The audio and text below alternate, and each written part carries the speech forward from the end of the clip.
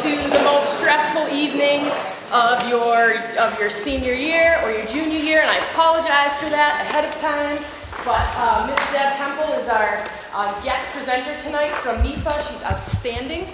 She's going to talk for about 45 minutes to an hour. She's going to explain the process in detail, and then I believe you're going to open it up to questions. Yeah. So I know we had a long night last night, and we're going to have her take it away.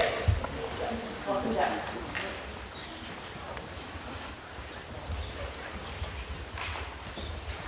So, hello everyone. Can everyone hear me okay? Yes. Yes? Yes. All good?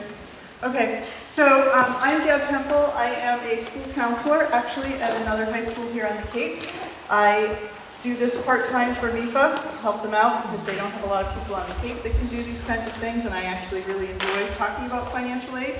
In my previous life, before I was a school counselor, I actually worked for 2 or 3 colleges and universities in the Boston area where I did financial aid and admissions. So I have a lot of that kind of experience prior to coming to the school counselor role.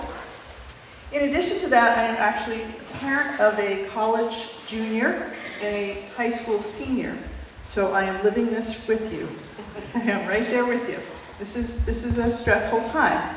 Trying to figure out the college application process, and then you've got to add in the financial aid application process on top of it, and there's a lot of anxiety for students and for parents about this whole process. So I'm hoping that tonight I can at least get you started thinking about some of the things that are going to need to happen and how it's going to work.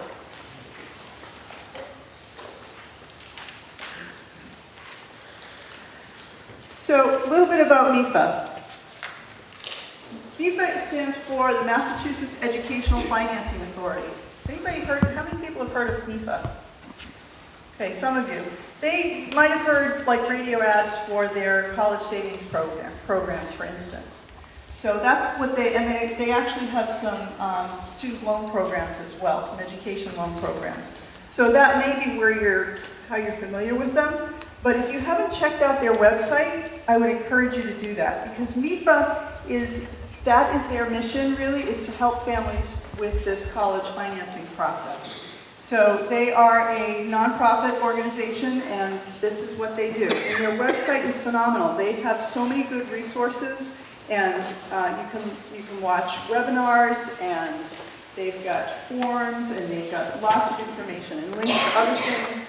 So I would encourage you, if you haven't looked at MIFA.org yet, to do so. They have a presence on Facebook and Twitter and LinkedIn. You can sign up to receive emails from them.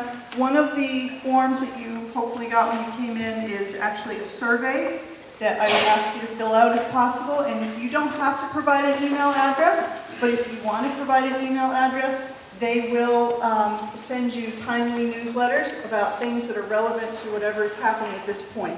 They don't bombard you with emails. They're actually pretty reasonable about that, and they don't share your email address, so it's really good information that should come in a timely way, right about when you need it. They also have MIFApathway.org, which is you might want to also look on their website if you are looking for a way to kind of keep track of this college application process. They do have that as well. So actually, before I get started, how many people here are parents of seniors? Okay, so quite a few. How about parents of juniors? Okay, good. Just gives me an idea on the audience. Anybody younger? Okay, most of you. Okay, so juniors and seniors. So this is really going to be most applicable and relevant for families of seniors, but I'm really glad to see parents of juniors as well, that you're starting to think about this. And I'm also glad to see some students in the audience. And I would encourage you, if your student is not with you, to start those dinner table conversations about college financing. And I always encourage students to come to these kinds of things, to participate in this process, to help with their financial aid application. This is their education. And they ultimately are going to end up paying off those student loans, which most of them are going to have to take out. And so the sooner that they understand the responsibility and what this all means and how the financial picture works, the better. So involve them as soon as you can. So tonight we're going to talk about the types and sources of financial aid. We're going to talk about the application process for financial aid, how financial aid decisions are made, how you pay for college, and some free resources that are out there. So we'll start with the types of financial aid. So on a basic level, financial aid is money to help students pay for college. And you have three main types. You have grants and scholarships, which is the really good stuff, the free stuff. That's what everybody wants. And then you have work study, and you have student loans. And some people say, well, why are student loans on there as financial aid? Well, the reality is that the student loans that will be offered to your student are not loans that they could get anywhere else. They're, relatively low interest. They've got great repayment terms. The student doesn't have to have credit. They're going to get the loans pretty much no matter what. So that's why they are considered financial aid, because they are another resource that they wouldn't be able to get in another way. So when we talk about grants and scholarships, we can start by talking about that merit aid. And that's the kind of aid that they're going to receive probably with their admissions letter, because it will come from the admissions office. It will generally be, it's money that comes directly from the college, and it's because there's something about the student that they really want. Maybe they're attracting that particular kind of student. Maybe they're a trombone player and they need more trombone players.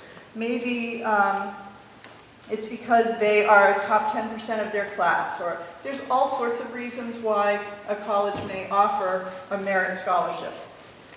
So those are not based on anything, they don't have anything to do with what your family's financial situation is. They are just based on the student's grades or activities or things like that.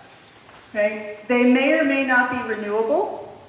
And I want to encourage you, when you start receiving financial aid awards, to always ask that question.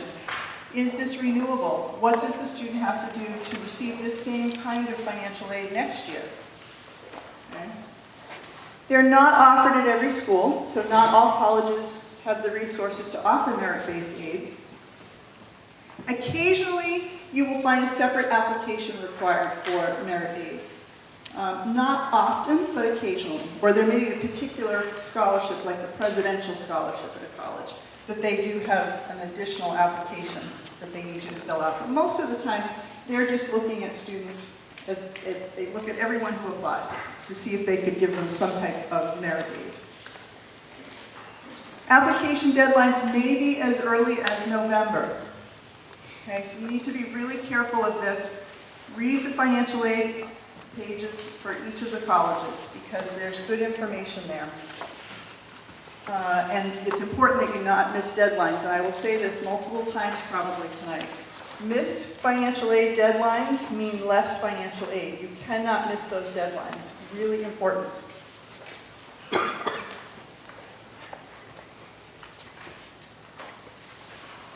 Okay, and then we get into need-based financial aid. Now, the need-based financial aid is the stuff that you're going to be applying for using the FAFSA. Okay, that's the free application for federal student aid, which we're going to talk about more in a minute. But need-based aid is based on your family's financial eligibility, your family's financial situation. And it's determined using a very standardized formula. And it's kind of a complex formula. Sometimes people will say, well, if I make this much money, am I going to get financial aid? Well, it's not that easy, because it looks at a lot of different things. It looks at how many people are in your household. It looks at whether there's two parents working or one parent working. How close are the parents to retirement? How much money you have in the bank? What state you live. I mean, it's a complex formula. It looks at a lot of different kinds of things and comes up with a way for them to determine eligibility. So need-based aid includes grants, loans, and work study. And I'm going to say most financial aid is need-based. And the majority of the financial aid that most students will receive will come directly from the colleges. The other thing I'd like to add in here is the last line, which the student must be making satisfactory academic progress. And this is a term that you'll hear sometimes when the financial aid offices start talking about their packages. Students have to continue to make academic progress. They have to be successful in their courses. If they're failing a couple classes a semester, the financial aid may not be renewed. Okay? They have to, in order to continue to be eligible for federal and state financial aid, there has to be progress made. So it's something to be aware of. The other thing to really pay attention to with any of the financial aid, but particularly that merit aid, is that there's often a grade point average associated with it. So if you get a college admissions letter and they offer the student a $20,000 scholarship, for instance, okay, is it renewable? That's the first question. Second question is, what do they have to do to have it renewed? Do they have to maintain a 2.5 or they have to maintain a 3.5? Is it realistic for them to maintain a 3.5? What if they don't and you don't have that scholarship next year? Okay, so these are the kinds of questions you always want to ask financial aid. Okay, so where does financial aid come from?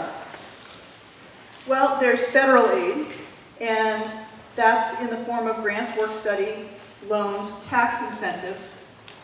And you can get more information. Studentaid.gov is a great website for information about the federal programs. And that would be things that, a lot of people are familiar with the federal Pell Grant, for instance, which is a grant that goes to the neediest families. There are a number of other grant programs like that that the federal government offers. The federal direct loan program, and those of us parents in this generation, when I went to college, we knew them as Stafford loans. We don't have Stafford loans anymore. We now call them federal direct student loans. It's the same loan program. Then, in addition to the federal programs, there are state programs through the Commonwealth of Massachusetts, and those are in the form of grants and scholarships, tuition waivers, and loans. There's a Massachusetts no interest loan that some colleges participate in. It's a pretty small program. And then, of course, the colleges and universities have their own financial aid as well. Again, some of them have more than others. The state colleges and universities don't have a lot. Some of them, private colleges with larger endowments, they have a lot of scholarship money to give. Okay? And then there are outside agencies. And so you can look for local scholarships. There are some national scholarships out there as well. Students can do searches for, and I'll give you a little more information about that later. So there's lots of different sources for financial aid. So as you can see, the student loans actually make up the biggest piece of the picture here as far as financial aid goes. Federal student loans make up 33% of financial aid, and the federal grants and the institutional grants and scholarships are kind of the next big things. Okay, just to kind of give you an idea how it breaks down. Okay, so the application process. How do you apply for financial aid? Does anyone have a child that's in college, has gone through this process before? Okay, so some of you have done this before. That's good. If it's been a few years, a couple things have changed a little bit. But if you've done it recently, then you'll find it's pretty similar. So, timeline. This is where, when I work with my students, I encourage them to make a spreadsheet and keep track of everything in one place. And if they do it on like a Google Doc or something, they can share it with a parent, and you can help monitor things as well. So as you start researching colleges, you make your list of colleges, and then you start keeping track. You can put all kinds of things in there. What did you like about the campus? What particular majors does that campus offer that are interesting to you? Also, whatever you need to keep track of. But then the important thing is, what are the admissions requirements? What are the admissions deadlines? And then, let's keep adding columns. What are the financial aid requirements? What are the financial aid deadlines? They're all going to be different. So you've got to find a way to keep track of it all and to stay on top of it, because you do not want to miss those deadlines. So check deadlines. Go to each college's website is the best source for that information. Be careful if your child is applying early decision or early action, because those deadlines for admission are usually like November 1st, November 15th, so they're coming up fast. And the financial aid deadlines are probably similar, because the colleges are trying more and more to get financial aid offers out in a similar time frame that they send out the admissions letters. So you'll find more of those earlier. And then if the student is not going to be applying till most of the regular decision deadlines, those are more like January, February, and so financial aid deadlines you'll find are probably closer to February or March. So you need to pay attention depending on the admissions plans also that the student is planning to use. And again, don't submit your applications late. Okay, so the FAFSA. This is the free application for federal student aid. This is the form that everyone will have to fill out if they're applying for just about any type of financial aid. Even if you're not applying for need-based aid, if you, for instance, qualified for a John and Abigail Adams scholarship at one of the state colleges or universities, if that is a merit-based aid based on the student's MCAS scores, and you will still need to complete the FAFSA for the colleges, even if you say, you know what, I'm not going to qualify, we're going to just take care of the rest, we just want to use the Adams scholarship. The colleges will still want you to fill out the FAFSA for them. So most people are going to have to do this.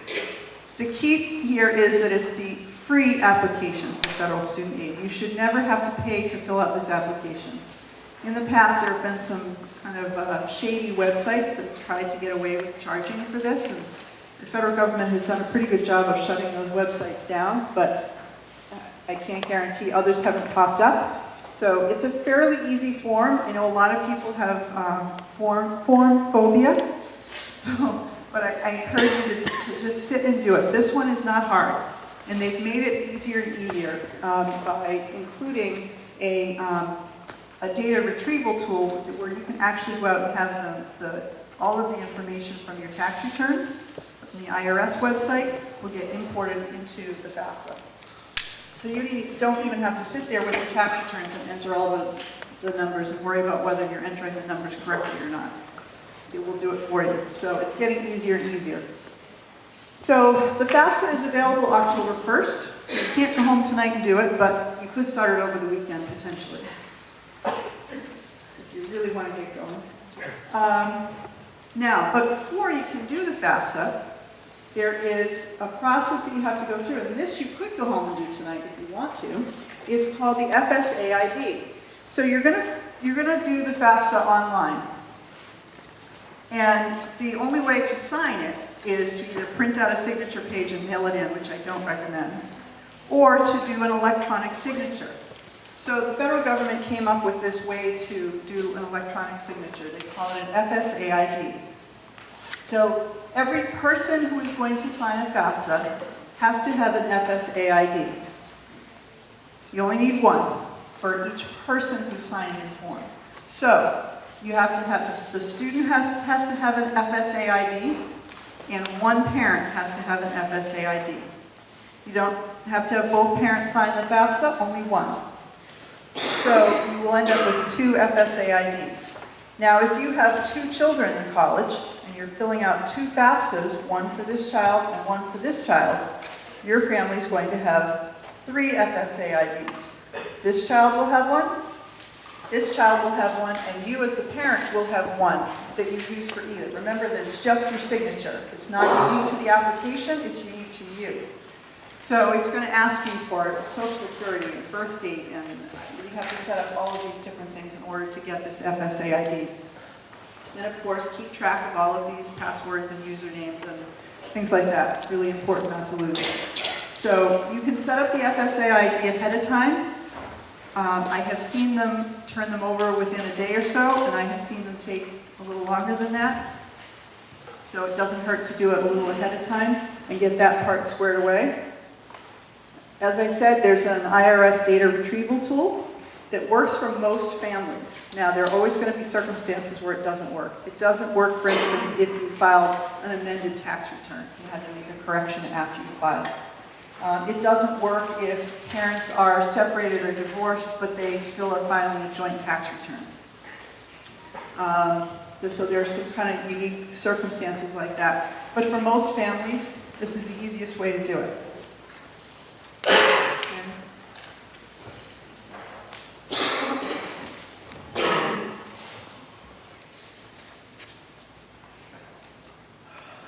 So what is on the FAFSA? Well, it's going to look at the student's citizenship status, and it's going to look at the colleges where the student is applying. And you're going to have to put in parent and student data, demographic data, and financial data. For the parents, it's going to want to know if parents are married. This includes same-sex parents. It's going to want to know if they want to know about parents who live together, whether they're married or not. So that is actually something that's changed in the last few years. It used to be that, if you weren't married, they only looked at one parent, but now if two biological parents are living together and they're not legally married, you still provide the information from both biological parents. Divorced and separated custodial parent and current spouse. Okay, so if you are divorced and you have remarried and you are the custodial parent, then you provide your income information and your spouse's income information as well, so the child's step-parent. You're going to be providing 2016 income for the 2018-19 school year. Both taxed and untaxed income. They're going to ask you for asset information. So that would be, what do you have in the bank? Savings, checking, investments, other property. This does not include your primary home. So you do not need to report home value on the FAFSA. Now, it may ask you, you may have to provide it if you have to fill out another form, which we'll talk about in a minute. But for the FAFSA, you do not provide your primary home value. Or retirement, they don't want to know about your retirement either. And they don't want to know about life insurance or a small family business. So there's a lot of things that they don't collect on the FAFSA. Of course, they're going to ask about the number in household, the number of children in college. Okay.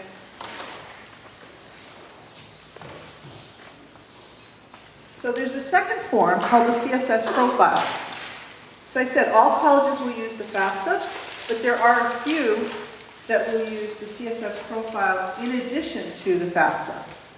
So if your child is applying to private colleges and universities, you're going to want to pay attention to this. The state schools don't use the CSS profile because the CSS profile collects a lot more information and it allows colleges to make a better decision about who they want to spend their own money on. When they're giving out the federal and state aid, they have to use the data from the FAFSA only. But when they're giving out their own money, they can use whatever data they want. So they're going to try and collect more. Some of them will. Especially the schools that have larger endowments. They want to be sure that they're giving it out fairly. So they will ask you to fill out a CSS profile. So the CSS profile is a College Board product. So College Board are the same people that do the SAT and they do AP. They also have this CSS profile. And so you will go to, your child will actually go to their College Board account as though they were going to register for SAT, but they'll go into they'll log into their College Board account, but they'll go into the CSS profile, and it's in there that they'll complete this form. Okay, if you Google CSS profile colleges, you'll get a list of the colleges that use the profile. I still encourage you to check each college's website to see if this is on the list of things they want for financial aid. Okay. There is a charge. This one is not free. So there is a charge for this one. Just be aware. $25 for the first school, $16 for each additional school. And occasionally colleges will have their own financial aid application they ask you to fill out. I don't see a lot of those, but occasionally. So again, that's where going to the websites and checking each college is really important.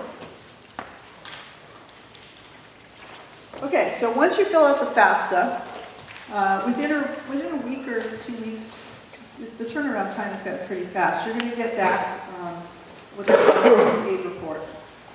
And that means once the student aid report comes back, that means that the colleges that you list on the FAFSA to receive the information will also have that information. Now, they're not going to do anything with it. That information is going to sit in the financial aid office of the colleges that you send it to until your child has been accepted by the college. If they don't end up being accepted, or if the student decides not to apply to the college, nothing ever happens. It gets shredded at some point, and that's the end of it. So it just sits until they're accepted. And again, they receive it electronically. The student will receive a student aid report, the SAR, and this is a good time, once you get that student aid report back, this is a good time for you to reach out to the financial aid offices if your family has special circumstances. So this would be those situations where, again, where tax returns are complicated because maybe there's a divorce or things like that. The big one is if you have, because they're using income information that's now a couple years old, right? Your financial situation might be quite different. So for some families, there's been a change. You know, maybe somebody is unemployed now, or maybe somebody had to take a different job that didn't pay as well. So if you feel like your financial situation is quite different right now from what it was in 2016, then this is where you reach out to the financial aid offices. They usually, if you call them up and you say, you know, we submitted the FAFSA, but it really didn't give me a chance to tell you what's going on with my family's financial situation. You know, my husband's been unemployed, whatever the circumstance is. Or sometimes the other big one is if you have a lot of medical expenses. That's another good one. Then they may send you a form that they want you to fill out, and they may ask you for, you know, like your most recent pay stubs and things like that. They're going to want some sort of documentation, and then they can actually use professional judgment, and you base your financial aid on 2017 income instead of 2016 income. So that is an option. Okay. So you'll get CSS profile acknowledgement as well, and there may be some additional questions that come along with that. Colleges may request verification documents. The financial aid application is incomplete until you submit these documents. Sometimes they're going to ask you for a transcript of your tax return. So there is a certain percentage of applications that are selected for verification. It's almost like an audit. Doesn't mean you did anything wrong. They sort of randomly pick these. They have to check financial aid offices have to check a certain number of applications to make sure that they were completed correctly. Some colleges will collect tax returns for everyone.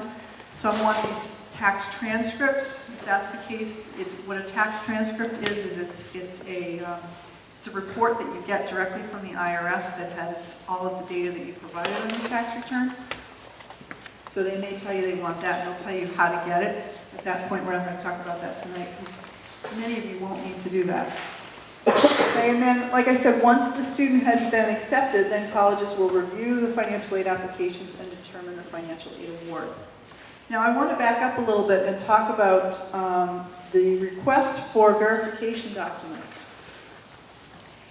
So, this is something that comes as a surprise to a lot of families.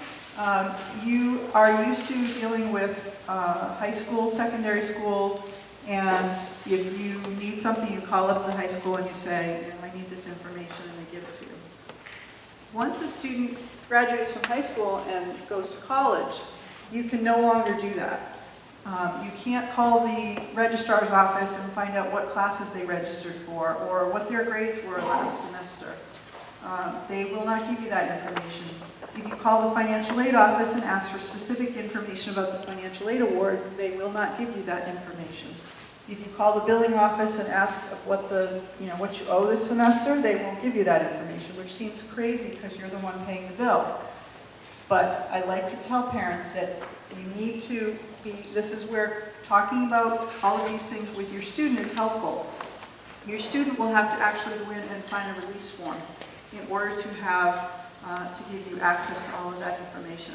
And so the colleges are going to start, many of them actually start communicating with the students, not with you as the parent. So if they need those tax transcripts or they need some other document, there's an excellent chance that those emails are going to your student. And you're not going to know about it unless the student is monitoring that email address and those emails. So just be aware of that, please. Okay?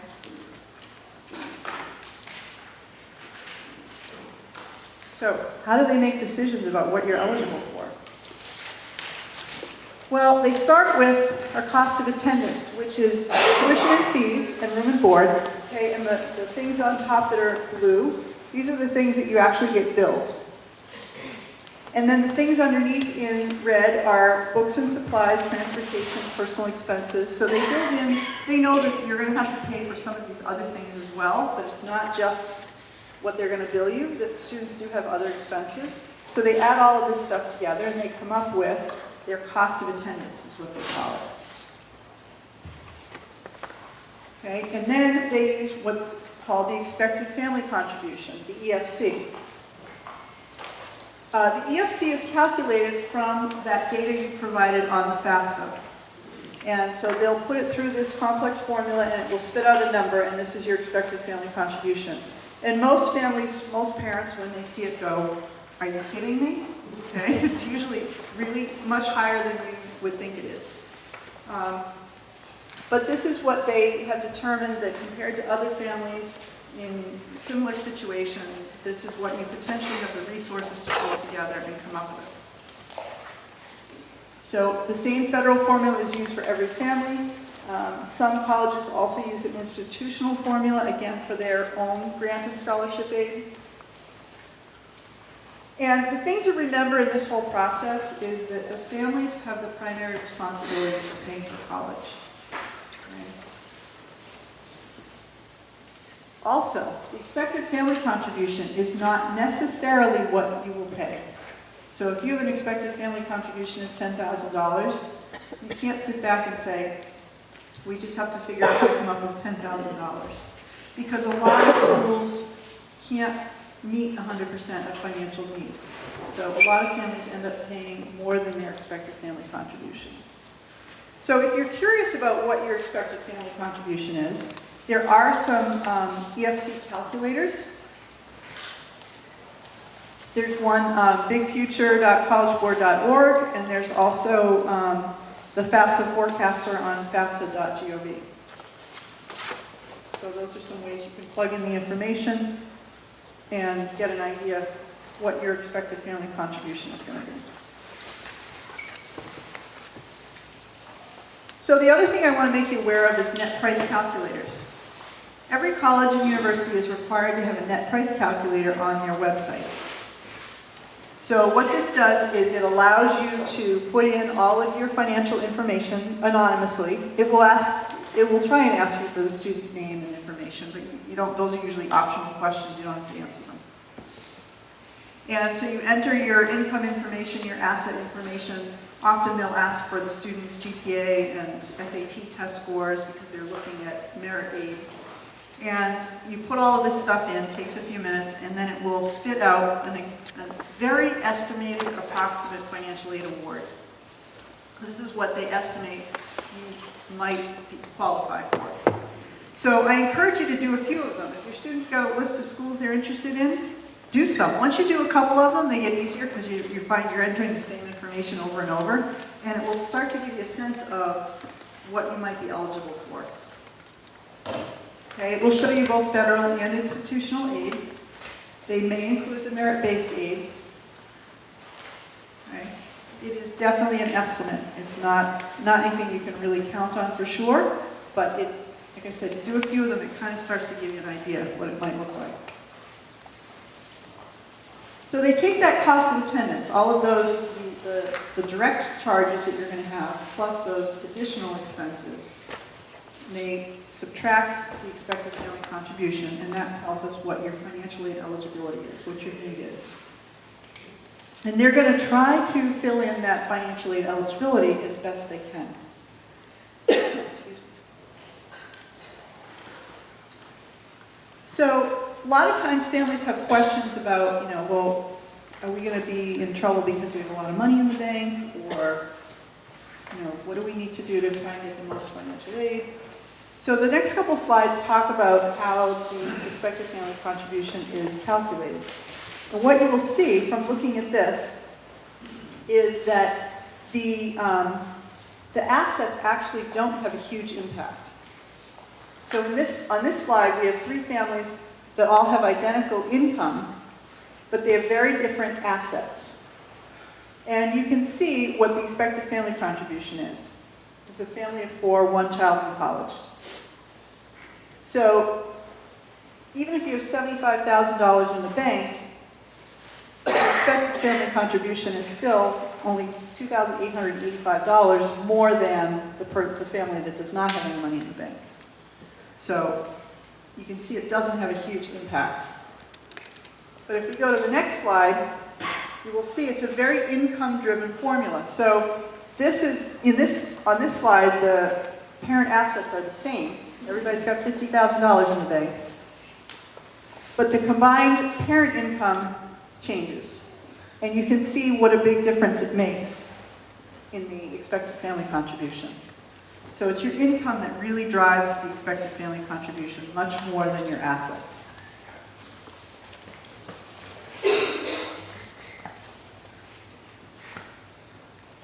So, and then cost of attendance is, so your financial need is going to change with each college, depending on what the cost is. So when we look at a college, so the one on the left is a $60,000, so we're talking about a private school, right? Private college. $60,000 is their cost of attendance. And I don't know how well it's showing up on there, but on the bottom there's a blue line that goes straight across. So we would look at this. This family has an expected family contribution of $5,000. So that's the blue across the bottom.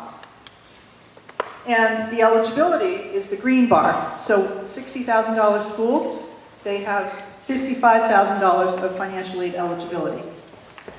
The one on the far right is probably like the community college. Okay? They don't have any financial aid eligibility. So what you're eligible for is not only based on your income and your assets, but also on what the cost of the college is.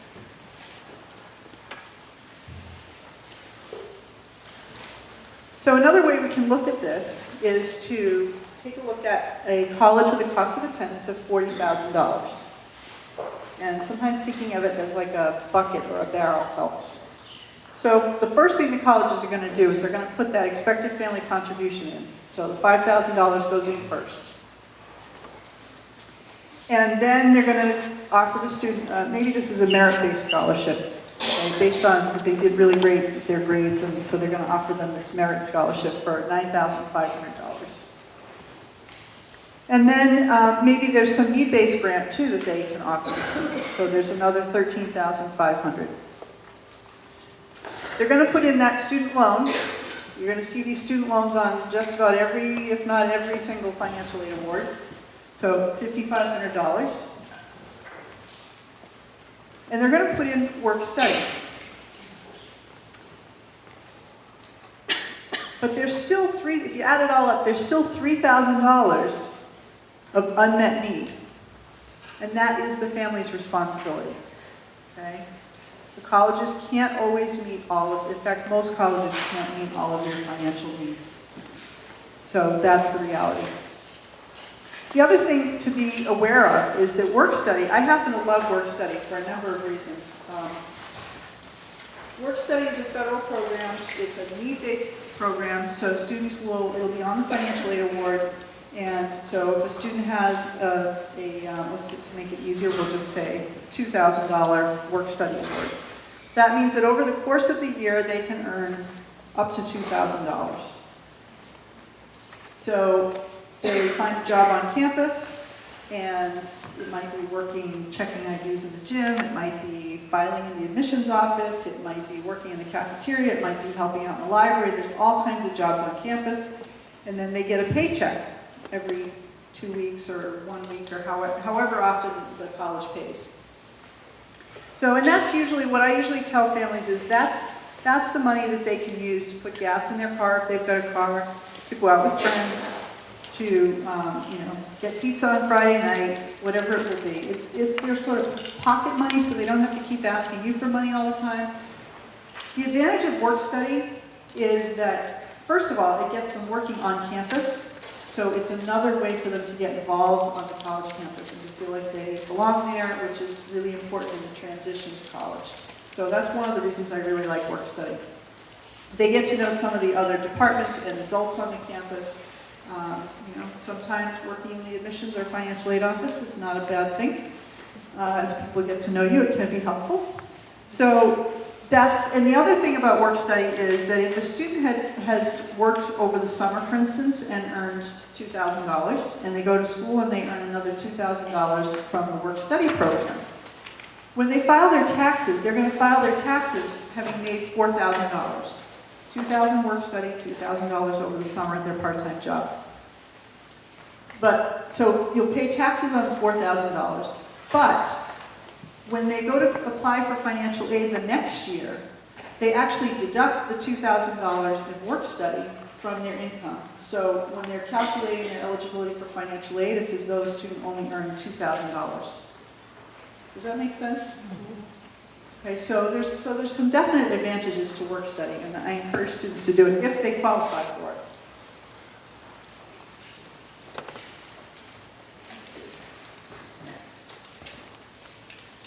Okay, so here's comparing award letters. And I really like spreadsheets. So the next thing I'm going to encourage you to do is once those award letters start coming in is make a new spreadsheet.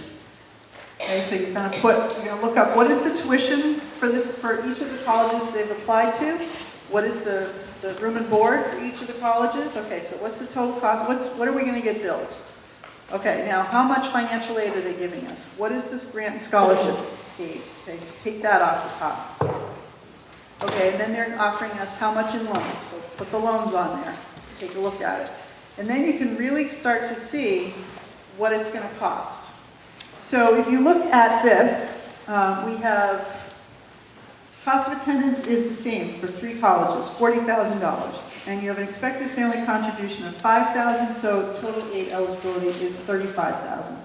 And you could see differences that are this big or bigger, depending on the situation.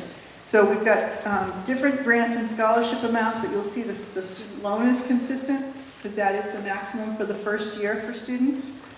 And then in this case, the work study was pretty consistent. Okay, so it shows the total financial aid, and you'll see the college aid did a great job. They met 100% of need. Doesn't happen that often. College C really didn't do a very good job.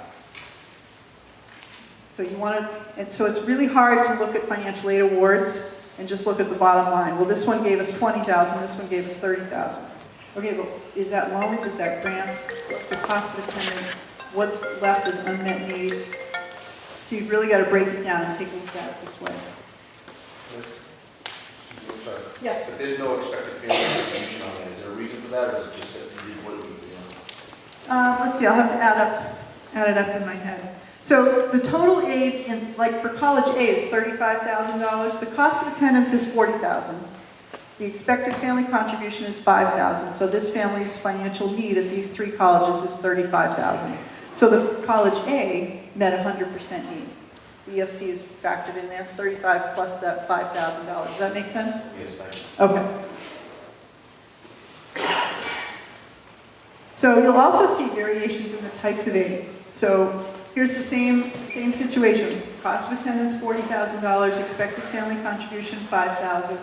So we've got big differences in the grants and scholarships. Student loans remain consistent. And if you look at the bottom line, right, the unmet need is the same. But what's in there? What's different? That parent loan. Colleges are sneaky that way sometimes. They try and make it look like you can afford this by packaging a parent loan. And so you've got to look at it line by line. You can't look at just the bottom line. So if you just looked at the bottom line, it would look like these 3 colleges are all affordable. But really, that parent loan, the one on the far right especially, makes a huge difference. Okay, so you've been through the admissions process. The student has been admitted to several colleges. You've got financial aid awards, kind of starting to have an idea what this is going to cost. You've got to figure out how to make a good decision about the colleges. And I always tell my students, don't fall in love with a college until you see what it's going to cost you. And that's really hard for some students because they find one they love and that's it. And as parents, we don't want to let them down. We want to figure out how to make it work.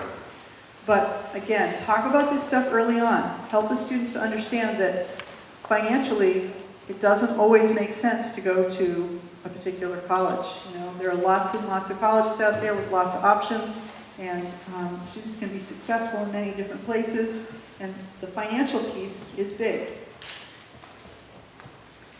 So if you find that there is unmet need, and most people do, what do you do? So we have, in this case, the student's favorite college has a balance due of $20,000. This is after the financial aid. So you take what your bill is and you take out the financial aid that's been offered, and there's still a $20,000 balance. So what do? Well, you take a look at 3 different sources. The first one is your past income. So this is the money that you've been saving. You know, student has worked and saved some money. You've been able to save a little money. So past income. You look at present income. How much can you come up with on a monthly basis for a payment plan?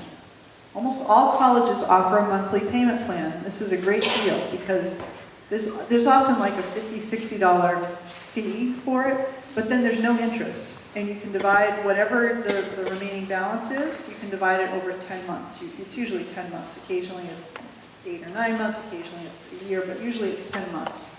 So you divide it up that way. For a lot of families, you can come up with a monthly payment, and then that's money that doesn't have to be repaid, it's done. You don't pay interest. So, you know, you figure out what you can do in a payment plan, but there's still $10,000 left. So then you have to look at other education loans, private education loans, or that Parent Plus loan, which is a parent loan. The parent loan is good, except that it is based on credit. So if you've had a problem with your credit, you may not be able to get that parent loan.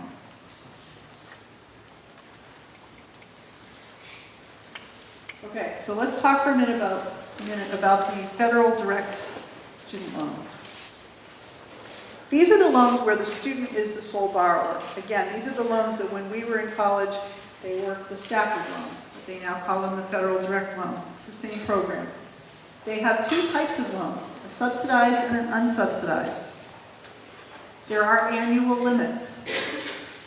So the subsidized is subsidized by the federal government. So while the student is in school, they don't pay interest. And that's the subsidy. So there's no interest accumulating. The unsubsidized is not subsidized by the federal government, so they are paying interest while they're in school.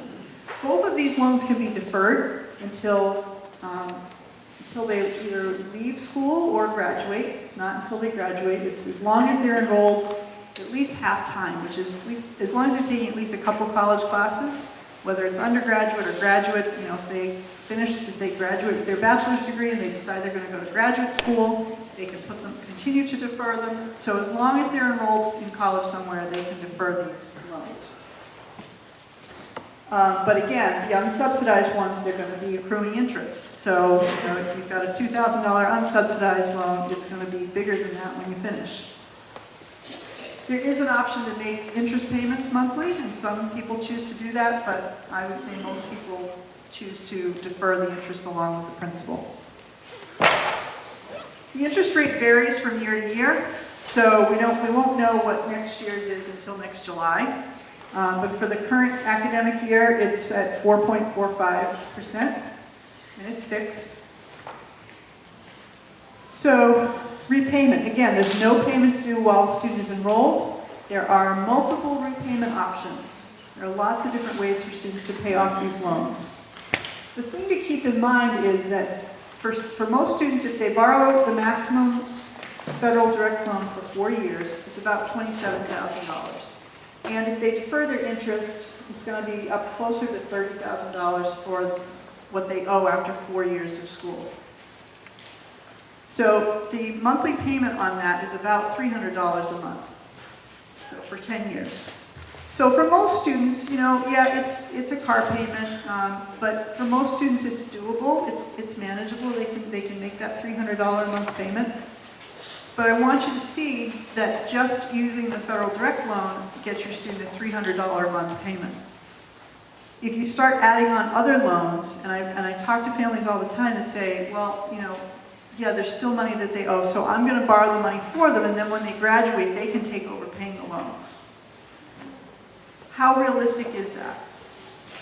You know, if the student is going to go and they're majoring in engineering or something that's going to have a more lucrative salary potentially, maybe it's more realistic. But what if your student isn't sure what they want to do and they're going to go major in art, or they're going to go be an elementary school teacher, or things like that? You know, what is realistic for repayment? So these are the kinds of conversations that you want to be having.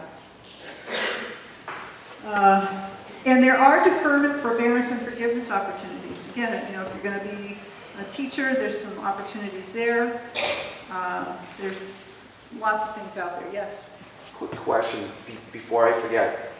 You mentioned that if the student takes out the max, they're going to take out $27,000 in debt.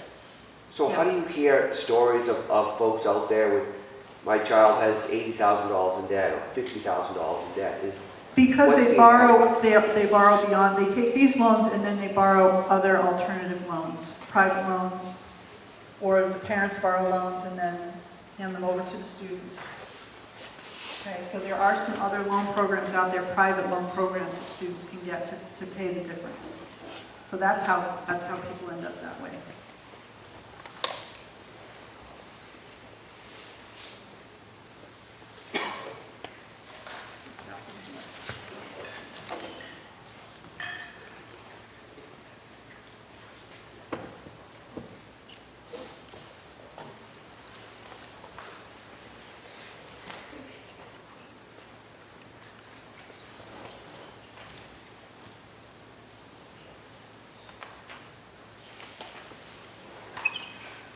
I'm having a problem with the computer.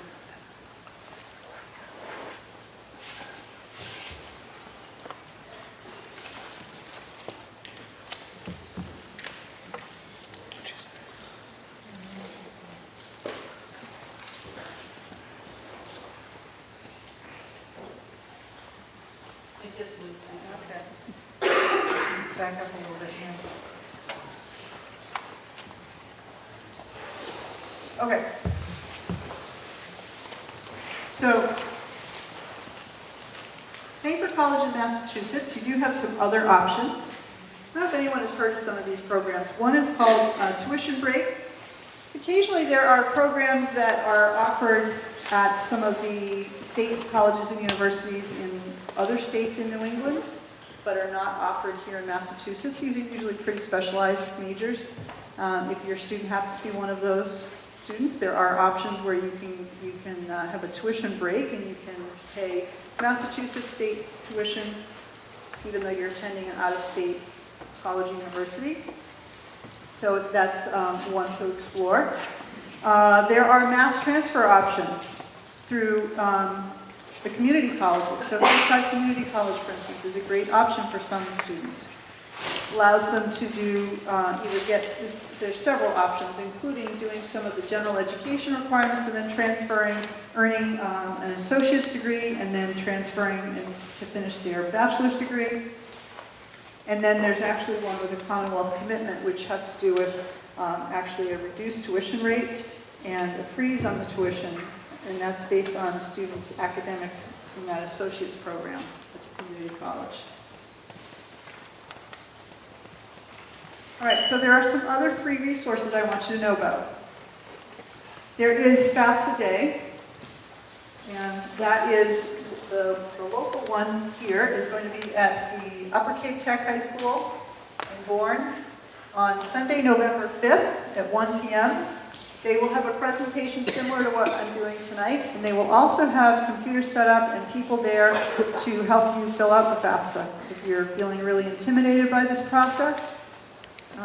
There were some little cards. One of the handouts were some little cards, FAFSAday.org.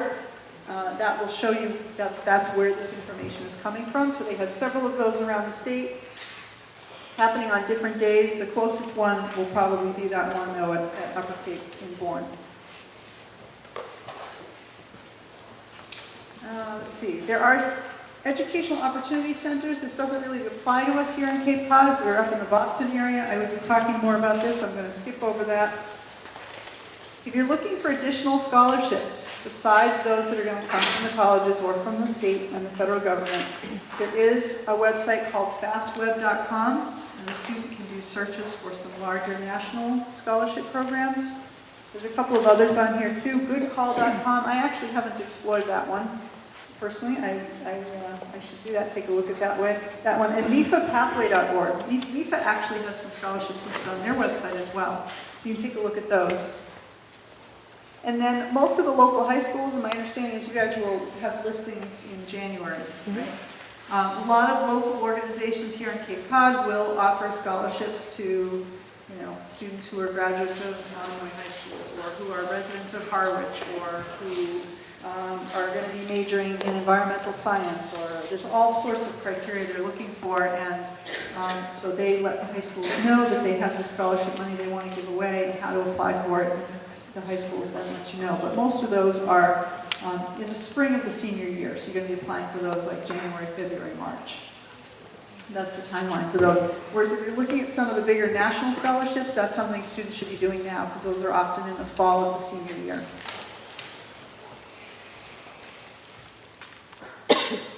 Okay, so then we have understanding your financial aid and paying for college seminars. So MIFA does another seminar in the spring where they talk about how you can, we refresh this a little bit, what is financial aid and how do you compare award letters, and we go into a little more depth about this, about how you can set up a payment plan, how you compare bills and financial aid award letters and things like that. So there's usually one or two of them on the Cape in the spring. They are advertised on the MIFA website. The counselors maybe let you know as well. I think they're often either at Dennis Yarmouth or at Barnstable. I think they tend to flip-flop. Also talks about questions to ask the financial aid office. Yes? Can I just go back for 1 second and those smaller scholarships that are on the website and the ones that are offered by the high school or represented by the high school, do they affect what the college is offering? That's a great question. So the question was, if you receive one of those local scholarships, does it affect what the colleges give the student for financial aid? And this, like a lot of financial aid, there's not an easy answer. It depends on the situation. So if you go back to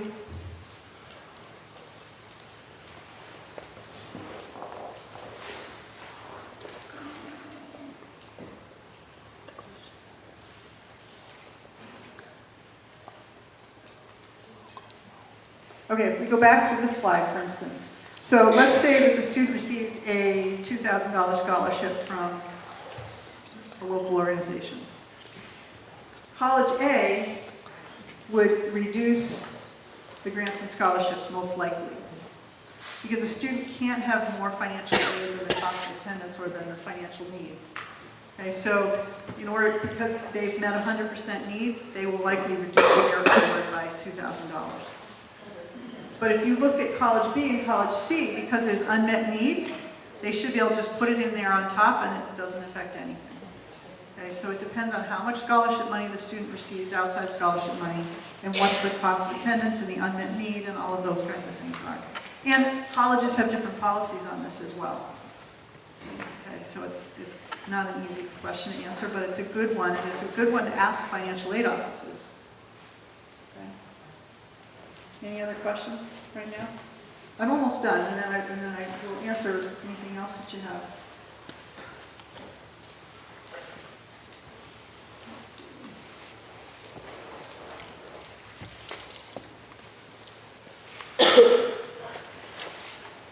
Okay, so registering with MIFA to receive those emails, that's another good resource for you, and the webinars on the website, again, free resources. So sign up for MIFA. What you do right now is sign up for MIFA emails, get your FSA ID, and research those deadlines and what's required for each college.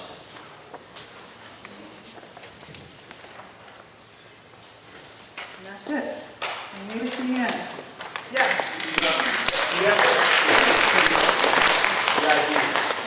Now, my child's a junior. Should I do that this year? The FSA ID you can do any time, but at this point I would recommend it to senior families. Yeah. Yes. The FSA ID, I have one for myself applying for college from like 5 years ago for myself. Would it be the same ID as a parent, or is it a different ID, do you know? In theory, it's the same. The only reason I hesitate is if it was like 5 years ago, they used to have what they call a PIN number. Yes. They're not using the PIN numbers anymore. They've gone to this FSA ID system, so you're probably going to have to apply for a new FSA ID. But if it had been last year or the year before, then I'd say yes, because it's just your electronic signature, so you can absolutely use it. But 5 years ago, you're probably going to have to get a new one. Other questions? You mentioned there's other loan programs for the students. Are you going to tell us those? Or like Yes, so it's something that we talked about a little more in depth in the spring one, but I am happy to talk about it now. So I always recommend that students first borrow the federal direct loan program, because that's really the best loan program. There are maximums though, so the student can only receive up to $5,500 for the freshman year, up to $6,500 for the sophomore year, and then junior and senior year, the maximum goes to $7,500 a year. There's also maximums on the amount that's subsidized and unsubsidized. So most students will end up with some unsubsidized loan. Some students will end up with all unsubsidized loan. So for instance, if you are attending a college that's, the cost is, let's say, $20,000, and you have an expected family contribution of $20,000, then you have zero need. The college will still offer you a federal direct loan, but it will be all unsubsidized, because the unsubsidized is not a need-based loan. So anyone can get that as long as there's cost of attendance for it. But then beyond those direct loans, you have private loans. And MIFA is one of those resources. MIFA does have a loan that the student can borrow. They have to have a cosigner. Cosigner does not have to be a parent though. So if you as the parent don't have great credit, but there's an aunt, uncle, grandparent who's willing to cosign on a loan for a student, there are options out there. Okay, MIFA is one, but there's lots of them out there. Two questions, I think. So realistically, based on that example, if you have the cost of the education, and then the loans that the student is able to get, let's use $50,000 as the total cost per year, and the loans and other grants and work study groups that the student is able to get reduces that by $25,000. Okay? So you have a $25,000 balance. The parents cannot afford, maybe they could put another $5,000 into that. So these other loans that you're talking about, based on this prior example, is really the only other resource we're failing to go to, correct? And then maybe adding to that conversation, the Parent Plus loan. Yes, so the Parent Plus loan, they don't look at your debt to income ratio, so you don't have to prove that you have enough income, but they do look at your credit. So if you've got good credit, you can borrow a Parent Plus loan. And it's one option. And in the spring, we talk, at the seminar we do in the spring, we talk a lot about comparing the interest rate and the repayment terms. And you may find that you can find other loan programs out there that are better than the Parent Plus loan. The advantage of the Parent Plus loan, I will tell you, is that if you do have bad credit, you know that your credit is no good as a parent. If you apply for the Parent Plus loan and you're denied the Parent Plus loan, then your student can automatically borrow more unsubsidized loan, so they can get another, I think it's $4,000 for the first 2 years and another $5,000 for the second 2 years. So there is some additional loan eligibility if you can't get the Parent Plus loan. And the interesting issue or situation that I came up in my naivete initially on the first go around with my son was talking to the school about, and I asked the question, what's your recommendation, a Parent Plus loan or other loan? And the reaction from the school was Parent Plus loan. Because that's easier for them. It's easier for them. So think twice about a Parent Plus loan. It's advantageous if you don't get it. Right, it's not a bad program. As long as your credit is good, there's a good chance you're going to get it though. So Parents have to realize that, realistically, it's $25,000 to $50,000 a year, And not $6,000 repayment- to $7,000, and you're paying $2,500 to $3,000 a month right, after school. right. It's a big commitment.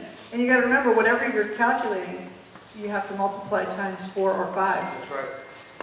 That's right. And you have to apply for financial aid every year. You're going to have to do the FAFSA every year. Don't forget. And you go through this process every year. So whatever you end up with, you've got to think about, can I maintain this for 4 or 5 years? Yes. Is there any way to realistically, afford college without taking out loans?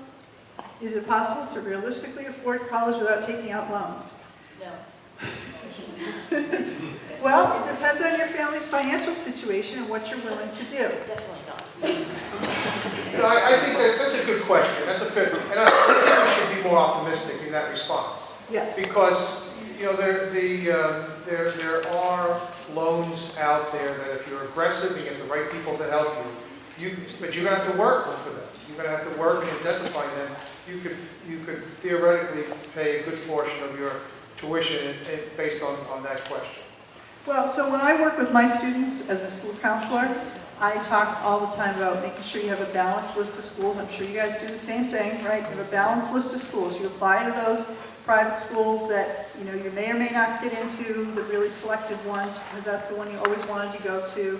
And you apply to schools that are more safety schools, or whatever terminology you guys use. We don't like to use safety. You say word. safer. What do you call them? Safer. Safer. Nothing okay. is safety. And then you always should have at least one financially feasible school on your list. But what does financially feasible mean? Right? When we're talking about college? For most families, that's going to be one of the state colleges or universities. You've got to have one of those on the list. If not Massachusetts, then look at some of the other states and the state institutions, because even if you're paying out-of-state tuition, it's still going to be less than the cost of a private education. So, and there are some states, like the University of Maine, for instance, has, if you've got a certain GPA and you meet certain qualifications, then you pay what you would pay at, I think they call it the flagship program. So you pay whatever the flagship institution in your state is. So in Massachusetts, it's UMass Amherst. So you would pay UMass Amherst tuition rate at University of Maine. So it opens up options if you can look at other states as well. But having one of those on the list, because when you start looking at a Bridgewater state, a Framingham state, when you're talking about tuition being tuition room and board, talking about being like $22,000, $24,000, it's still a lot of money, but when you factor in these loans and some scholarships and, maybe your child qualifies for John and Abigail Adams and you can do a payment plan, most families can make it work. Okay? Now, I'm not saying that you shouldn't apply to private schools, because sometimes the private schools have enough money that it ends up costing the same as it would cost to go to a state school. I have students who come into my office and we start talking about colleges and they'll say, well, no, I can't look at any private schools. My parents said not to look at any private schools because it's too expensive, we can't afford it, so I can only apply to state schools. Or I can only apply to schools that don't cost this much money. But you don't know what it is ultimately going to cost you until you get that financial aid award. Okay, so that sticker price on the colleges is just a sticker price. It's not what most people pay. So there's always going to be tuition discounting in the form of scholarships and grants, and then you've got the financial aid on top of it. So sometimes those private schools end up making it about the same as the state schools or better. So that's why having a mix of schools is good. You also want to make sure your financially feasible school is a school that you think you can get into. You know, if your GPA is on the lower side, your test scores aren't great, and you decide that UMass Amherst is your financially feasible school, you could have a problem, because UMass Amherst is not what it used to be. It used to be that anybody could get into UMass Amherst, and that's not true anymore. It's the flagship, and it's gotten really selective, and we're seeing kids who we can't believe you didn't get into UMass Amherst. So, you know, choose UMass Amherst, but then put a second state school on the list too, something that you think you could be accepted to. Other questions? Yes? Do we still have the option to go back into the FAFSA in the spring and put in the most current tax return instead of which, in other words, for this coming spring? It's like in the past, we would go back into it and put in the 2017 tax return. Okay, so things changed a year or two ago. It used to be that they would use the prior year income. So we would be using 2017 income, and so when you applied, you would estimate, you hadn't done your taxes yet, so you would estimate what your 2017 income was, and then once you did your taxes, you could go back in and fix it. So they decided, the federal government decided that to make this process a little easier for both families and for colleges, that they would use prior year. So by using the prior year, in this case 2016 income information, you have your tax return, so it's done. Those are the numbers. It's not like you have to estimate. You can look at your tax return, you can put the numbers on the form. But if you have the option, because what if your 2017 is lower? No. Okay, so and that's a good question. When you file the FAFSA, you have to put in the 2016 income. Right.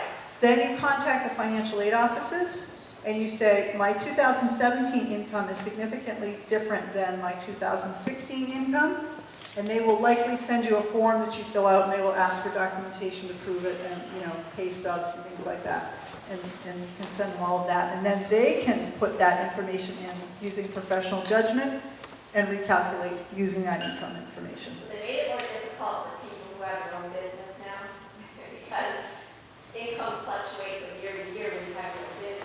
Yes. So now they're making it more difficult for people, a lot of people on the Cape, of course, that have their own businesses. Yep, Now you're you right. have to send in a special form or, and then another copy, and they might want your whole copy of your tax return. Yep. And then you have to send that into my Yep, it's very possible. So it's like anything, can't please everybody. They can't make it work better for everybody, but it does work better for a lot of people this way. It makes it easier, and it makes it. They also moved. Used to be you couldn't complete it until January 1st. Now you complete it in October.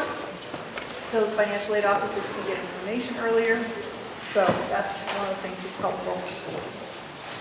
Is NIFA a resource for families in a situation where the student has graduated, is in the working force, but there's still a substantial loan that the parents are paying off, but retirement age kicks in or something else kicks in, and the student then needs to take over the cost of payment other than taking out a private loan or any other resources? I'm trying to remember if NIFA offers a consolidation loan program or not, and to be honest with you, I can't remember if they do. There are a lot of consolidation loan programs out there that would allow you to do just that, combine loans and come up with a new monthly payment that's more doable, basically. But I would have to look that up. Okay, would NIFA contacting you or contacting NIFA would Yep. give us that information? Yep. Yes. Just, you touched on it, but just to clarify, so I'm divorced, I'm remarried. All documentation I fill out will have myself and my wife, no information for my ex-wife. Yes, on the FAFSA, that is correct. So if you're divorced, you only provide the custodial parent's income information, and if they've remarried, their spouse. What may come into play is if you have to do the CSS profile form. If you're applying to a private school that asks for the CSS profile, the colleges can use that form to request the non-custodial parent's income information. Okay, so some will. Other questions? Yes. Is NIFA useful for grad students? They do have loans, like I said, they've got loans for The student can borrow, and if they don't have enough credit or good credit, then there are co-borrowing options, so that's something that certainly could be used for graduate school as well. The federal direct loan is available for graduate students, and the loan limits are much higher than they are for the undergraduate. So. Other questions? Yes? If you're one of those people that your 2016 income was significantly higher than your 2017 income, at what point do you contact the financial aid office? Okay, so After they're accepted, or, like, if they send out a financial aid package once the student's accepted, but it may not be. okay, so the question is, if your income is different between 2016 and 2017, and you want to ask the financial aid office to take a look at 2017 instead, once you fill out the FAFSA, within a few days, you're going to get the student aid report. Once you have the student aid report, it means that those colleges that you listed on the form to have the information sent to, they will also have that information electronically. So you call the financial aid offices then, and you say, I've had a change in income, what do you need me to do? So they send you out the paperwork, and then all of it gets submitted before they even start reviewing the student for financial aid eligibility, so that they can come out with the correct award letter right up front, which is helpful for everybody. And that would that be a detriment to your students at all? No, Okay. no detriment to the student. They do that all the time, definitely. Do you need one FAFSA per household or one for each student? Because the student's income is like summer job is different. One FAFSA per student. So if you've got multiple students, you're filling out multiple FAFSAs. But, and I use the same, ID number Yep, for me, but each kid has a. yes. Yep, because remember, the FSA ID is just a signature. Picture it as like a signature stamp. Okay, I got to stamp this on both applications. Thank you. Yep. Yes. Do you typically say that divorce, you're living with a boyfriend and not married, you have to include their income? So if you're divorced and you're living with a new partner who is not the child's biological parent, you do not need to provide that information. Yes. In the laundry list of what FAFSA recognizes, what does not recognize, what I do not see in that is ongoing or existing college tuition. A check-off box or something on FAFSA that recognizes. So in other words, are you paying tuition for somebody else? Who may so- have graduated. Who graduated? Yeah, no, they're not going to collect that on FAFSA. I'm sorry. So if your older child has graduated and you're repaying loans for an older child who's no longer in college, do they look at that? Not on the FAFSA. Yes. Earlier, beginning to talk about they don't require small business. What do they consider small business? It's something like if you have 100 employees or less, something like that. It's a pretty big number. I want to say it's 100 employees or less. You don't have to. So you have to report your income because it's on your tax return as what your business income is. But if there's a value to the business, you've got equipment or anything like that, you don't report the value. They don't care about the value. Okay, they only care about that number on the front of the tax return from your business income schedule. Other questions? So please leave the surveys for me. That would be great. And I will be around for a few minutes if anyone has other questions. Thank you very much. I appreciate it.